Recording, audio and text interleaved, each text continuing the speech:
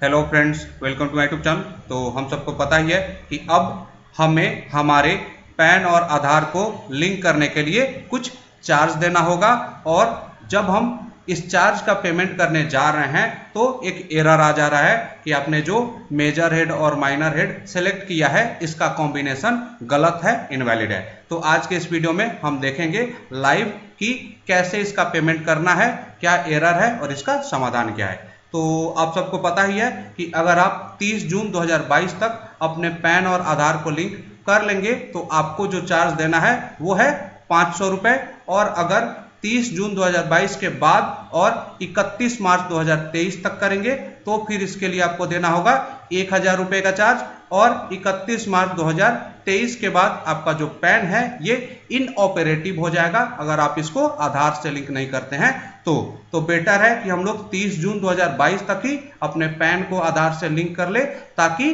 कम से कम चार्ज में, मतलब कि 500 रुपए के चार्ज में हमारा काम हो जाएगा। तो पैन और आधार को लिंक करने के लिए जो चार्ज देना है, आइए इसका प्रोसेस समझ लेते हैं। तो हम चलते हैं हमारे लिंक आधार वाले सेक्शन में, और लिंक आधार के डैशबोर्ड पे हमें पता चलेगा कि कहां पे जाके हमें इसका पेमेंट करना है।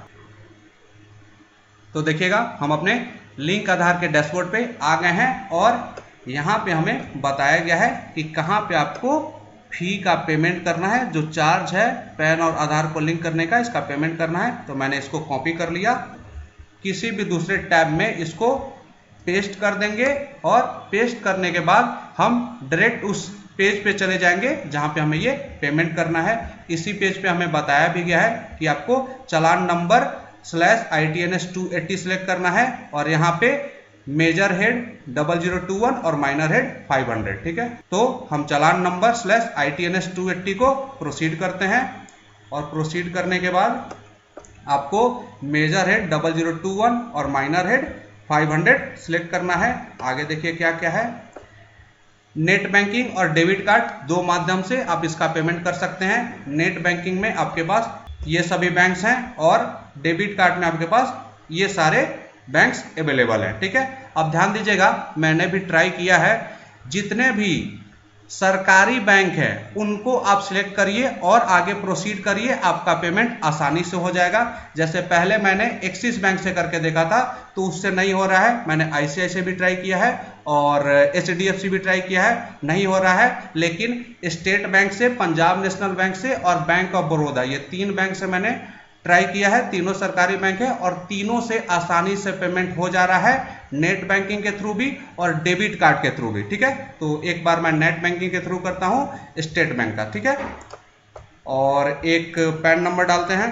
असेसमेंट ईयर मैंने बताया था कि पैन से आधार को लिंक करने के केस में हमेशा 2023-24 ही सिलेक्ट करना है। ठीक है, आगे जो ये रेड स्टार है ये सारे मैंडेटरी है, तो आप इसको फिल कर लीजिए। ठीक है, और ईमेल आईडी, मोबाइल नंबर जो मैंडेटरी था मैंने डाल दिया, आप चाहे तो सारा डाल सकते हैं। इसके बाद कैप्चा डालिए और फिर नीचे प्रोसीड। क्या छूट गया था, यहाँ पैन नंबर गलत हो गया था, इसको मैंने सही कर दिया, और आगे करते हैं प्रोसीड।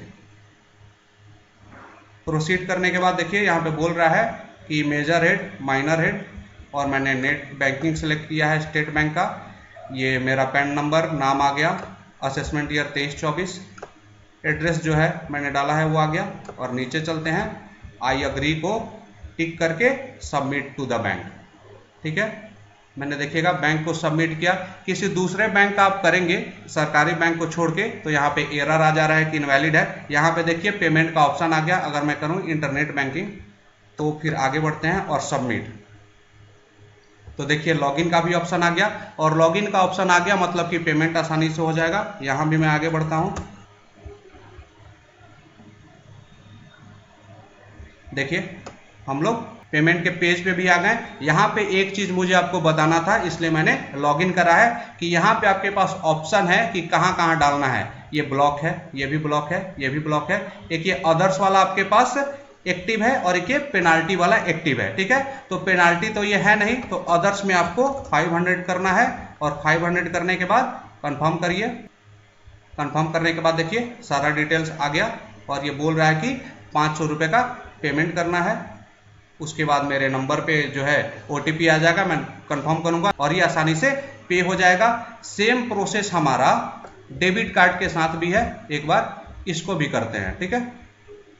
तो मैं फिर से जो अपना URL है इसको कॉपी करता हूं और कॉपी करने के बाद URL ये यहाँ से करना है यहाँ तक, जो कॉमा है उसके बाद से उसके पहले तक, और फिर से इसको पेस्ट करता हूँ और पेस्ट करने के बाद फिर से ITNS 280 और प्रोसीड करने के बाद 0021 500 डेबिट कार्ड से भी एक बार करके देख लेते हैं। स्टेट बैंक का ही मैंने PNB से भी करा है, बैंक ऑफ बड़ौदा से भी करा है, आसानी से हो जाएगा, ठीक है। फिर से मैं अपना पैन डाल लेता हूँ और असेसमेंट ईयर हमेशा डालना है 23-24 और ये कर देता हूँ अपना डिस्ट्रिक्ट, स्टेट और पिन कोड और फिर कैप्चा, प्रोसीड और देखिए mode of payment debit card state bank, ठीक है। ये फिर आई एग्री पे टिक करके सबमिट। डेबिट कार्ड से तो और आसान है, देखिएगा मैं करता हूँ अगर कार्ड पे और सबमिट तो डायरेक्ट ये मुझसे पूछेगा मेरा अकाउंट नंबर और कैप्चा और मैं करता हूँ प्रोसीड। सीधे डालिए सिक्योरिटी कोड जो आपके नंबर पे आएगा और पेमेंट कर दीजिए, ठीक है। तो ऐसा इसका प्रोसेस है। सरकारी बैंक के थ्रू पेमेंट हो रहा है, किसी भी प्राइवेट बैंक से अभी नहीं हो रहा है। तो आप लोग PNB, बैंक ऑफ बड़ौदा, अपना जो स्टेट बैंक तो मैंने चेक कर ही लिया है, तीनों से करिए, आसानी से हो रहा है। बाकी और भी जो सरकारी बैंक यहाँ पे अवेलेबल है, लिस्टेड है हमारे पास ऑप्शन में, वहाँ से आप आसानी से जाके पेमेंट कर सकते हैं।